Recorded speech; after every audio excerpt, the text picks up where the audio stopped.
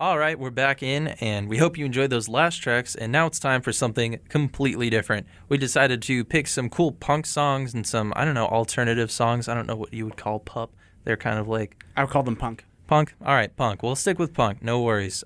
So, Zach, tell us about these tracks. We're starting with a classic pop-punk band, Descendants, from their album Milo Goes to College, which was not topped by the rest of their albums, I'd say. But anyway... we're starting with Maillage, followed by Suburban Home, two of the more recognizable songs from that album. Do you have thoughts on those songs or Descendants in general? Yeah, I'm going to have to completely agree with you.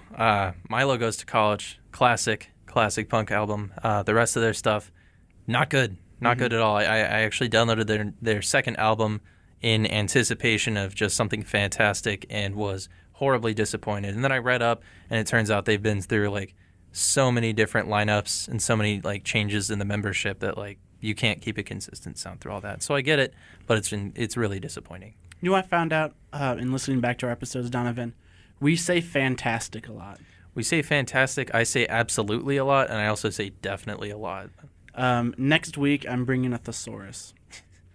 We're following that by, quite literally, my favorite band of all time, Jeff Rosenstock, which I also roll into Bomb the Music Industry, which single-handedly revolutionized the way I looked at all art in general.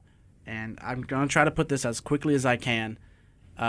Jeff Rosenstock was sick of his first band that was all about, getting a contract, getting bigger and bigger shows. And he wanted to be more about the fans and about the art behind it. So he quit that band and he started Bomb the Music Industry, which he did all by himself, and released all the music free.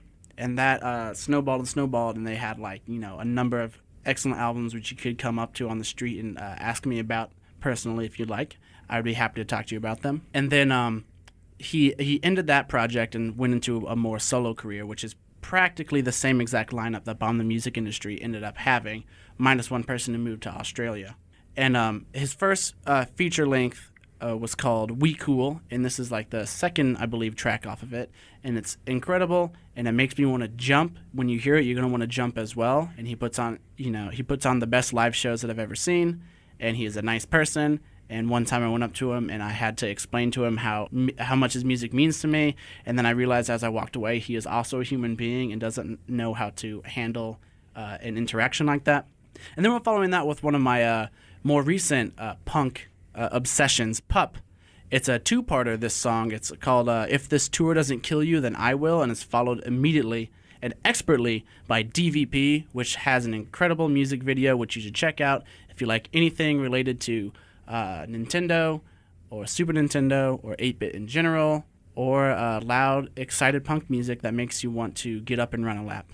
Yeah, Zach showed me it, and the transition is brilliant. It's a fantastic set of songs. It reminds me of one of our mutual favorites, Andrew Jackson's Jihad, off the album People Who Eat People Are the Luckiest People in the World. AJJ. Yeah, AJJ now, but most people I feel know them as Andrew Jackson Jihad. Anyways, they have two songs that transition into each other so much so that they can't play them separately in live shows. They transition so perfectly. So, With that said, let's get into it.